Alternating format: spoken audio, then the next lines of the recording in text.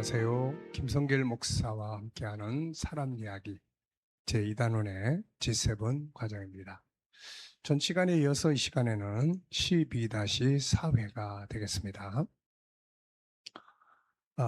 대인기피에 대해서 지금 원인과 또 증상 여러 가지 이야기들을 함께 나누고 있는데요. 사전적인 의미도 살펴봤고요. 또 정신과 의사 선생님의 이야기도 소개해드렸고요.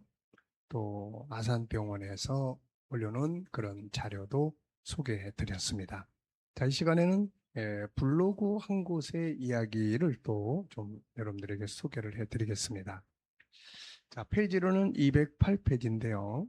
네, 대인기피증 증과의 증세와 대인기피증 치료법 이렇게 되어 있는데요. 대인기피증에 대해서 많이 들어보셨죠? 대인공포증이라고도 불리우는 대인기피증. 대인기피증은 연예인들의 경우에도 많이 겪는 것으로 알려져 있는데요. 외모나 어떠한 사회적 상황에 처했을 경우 대인기피증이 많이 발생하는 것 같더라고요. 대인기피증은 과연 어떤 것이며 치료할 수 있는 방법에는 어떤 것들이 있는지 알아보겠습니다.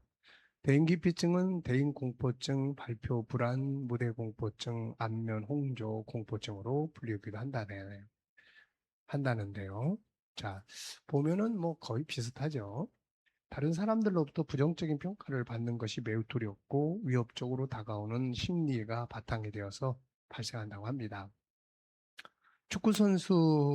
어떤 축구선수의 경우 1994년 미국 월드컵 볼리비아와의 경기 이후 비난 여론에 휩싸이면서 대인기피증이 생겼었다고 했으며, 또 탤런트 어느 분의 경우도 성형 부작용으로 대인기피증이 생기기도 했었다고 합니다.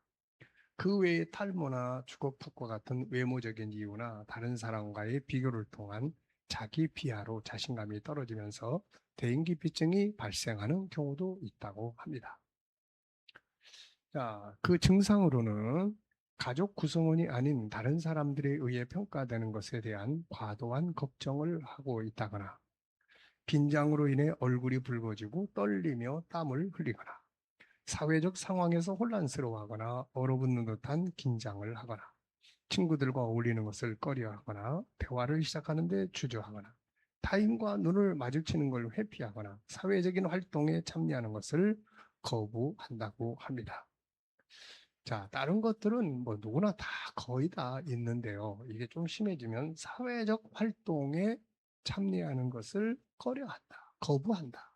그래서 사회생활이 중단되는 거. 이게 이제 가장 안타까운 이야기죠. 자, 대인기피증 치료는 인지행동 치료와 사회성과 대화 기술 및 문제 해결 능력을 높이는 데 초점을 맞춰서 이루어진다고 합니다. 대화법, 사회성, 인지행동 치료, 이해력이 키우는 거죠. 어떤 상황을 지속적으로 모의 학습한 후 실제 상황에 점차 접목해 나가는 훈련을 진행하다 보면 대인기피증 증상이 점차 나아지는 효과가 있다고 합니다. 만약 대인기피증 증상이 심할 경우에는 항우울제나 또 항불안제, 베타 차단제 등을 약물 치료를 병행한다고도 합니다. 대인기피증은 진정한 나 자신을 알게 되고, 또한 그러한 자신을 인정하고 받아들이게 될 때 한층 가벼워질 수 있다고 합니다. 남들과 비교하여 남들보다 단점들만 찾기 시작하면 한없이 대인기피증으로 빠질 가능성이 높다고 하는데요. 자신만의 장점을 찾고 그 장점을 부각시킬 수 있는 노력이 필요하지 않을까 싶습니다. 바로 자기 자신을 사랑하는 일이 첫 걸음이지 않을까 싶네요. 자, 두 번째는 이렇게 이야기했습니다. 시도는 어렵지만 해보면 별거 아닌 대인공포증 치료, 피하기보다는 맞서자. 32살 직장인 영영 씨, 그를 아는 주변 지인들은 항상 영영 씨를 평가할 때 고등학교 때부터 지금까지 한결같은 친구다라고 말합니다.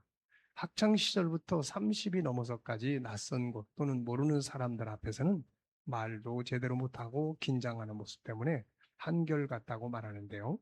예전에는 친한 친구들 앞에서도 자신의 의견도 제대로 못 내세웠지만 그나마 지금은 조금 나아졌다고 합니다. 낯선 곳 대중 앞에만 서면 작아진 나. 과연 뭐가 문제일까요? 여기 몇 가지 적어 놓았는데요.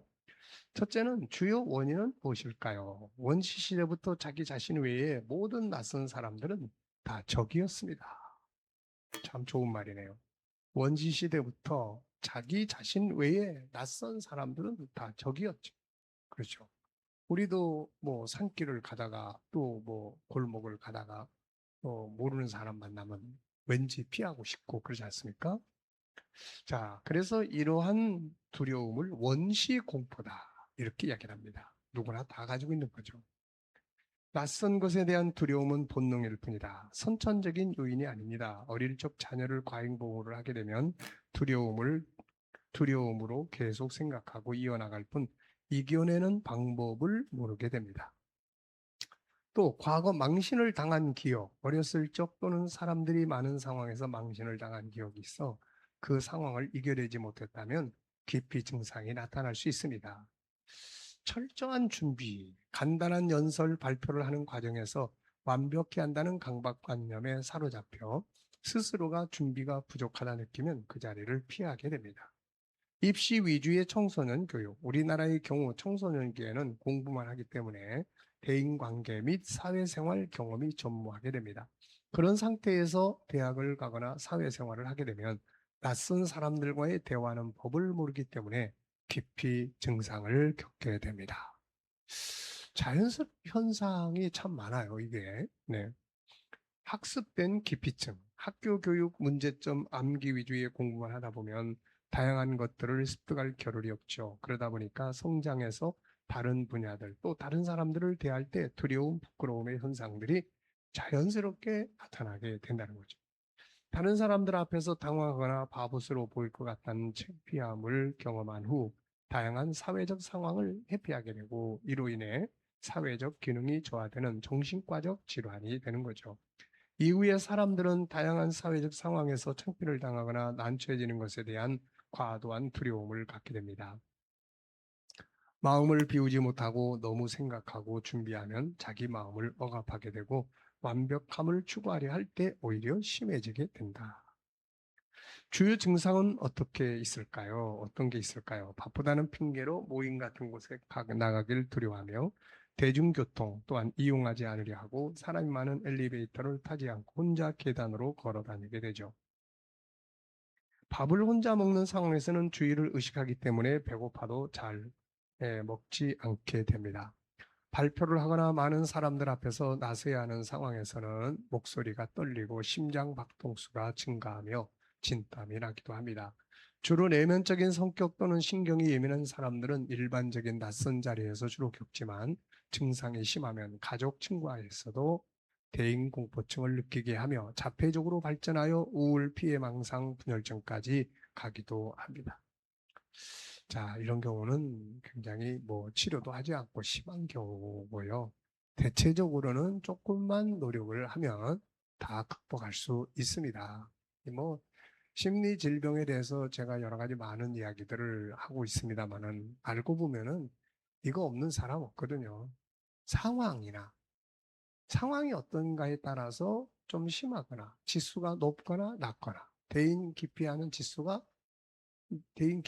게 누구나 다 있는데 이 지수가 좀 높거나 낮거나 이 차이점뿐이에요. 그러니까 얼마든지 다 해결해 갈 수 있다는 거 기억하시기 바랍니다. 자, 세 번째는 한없이 작아지는 나, 대인공포증을 치료하기 위해서는 여기는 몇 가지를 이렇게 소개를 했습니다. 자, 우선 스스로 오해하지 마라. 창피하거나 망신을 당했다면 오히려 남들의 시선을 스스로가 오해하여 위축되는 상태가 됩니다. 때문에 이런 상황이 생긴다면 오해하지 말고 태어난 모습을 보이는 것만으로도 점점 나아질 수 있습니다. 자, 상대방이나 그 사람은 전혀 아무렇지도 않게 생각하는데 나 혼자서 그냥 온통 이 오해의 그 바구니를 뒤집어 쓰고 있다. 그런 이야기죠. 자, 뻔뻔해지자. 이분이 이렇게 이야기합니다. 과거와 달리 현재는 다양한 직종, 다양한 개성을 가진 사람들이 많이 있습니다. 때문에 내가 잘 모르는 것은 당연한 것. 난처한 상황이 와도 뻔뻔해지려는 노력은 대인기피증 치료에 아주 좋은 도움이 되죠. 마음을 비우자. 발표하는 자리에서 완벽하게 준비했어도 생각지 못한 질문에 당황하여 말문이 막힐 때가 있습니다. 때문에 완벽한 준비로 마음을 단단히 먹기보단 오히려 마음을 비우고 생각을 줄이는 것이 도움이 됩니다. 피하지 말고 버티자. 순간을 모면하기 위해 자신의 역할, 일, 대인관계 등을 피하려 하는 경우 나중에 더 큰 위기가 찾아오기 때문에 피하지 말고 버텨야 합니다. 자기 마인드를 강화하여 긴장된 상황을 즐기려 노력하는 것이 중요합니다. 예, 저 역시 대학교 시절 전공이 광고홍보학과라 교수님과 학생들 앞에서 발표하는 기회가 많았습니다. 1, 2학년 때까지만 해도 발표 순간이 다가오면 손에 땀이 나고 머리가 하얘져 준비한 것조차 제대로 발표하지 못하고 내려온 적이 많았는데요. 발표 횟수가 잦아지고 틀려도 된다는 생각을 스스로가 되새기며 이만희 3, 4학년 때부터는 그나마 준비한 것은 다 하고 내려왔는데요. 예전 TV에서 이런 이야기를 들은 적이 있습니다. 3초의 용기, 낯선 사람에게 말을 걸 때 3초만 딱 참고 용기 있게 안녕하세요라는 말만 해도 대인공포증 치료에 도움이 됩니다. 블로그에 나온 이야기입니다. 자, 이렇게 해서 이제 여러 가지 많은 그 전문가들 또 사전, 여러 가지에서 도대체 대인기피증이 뭔가, 어떻게 발생을 하는 건가, 이런 내용들을 우리가 함께 살펴봤습니다. 자, 이 시간 여기까지 하고요. 이제 다음 시간부터 종합적 정리를 해보도록 하겠습니다. 감사합니다.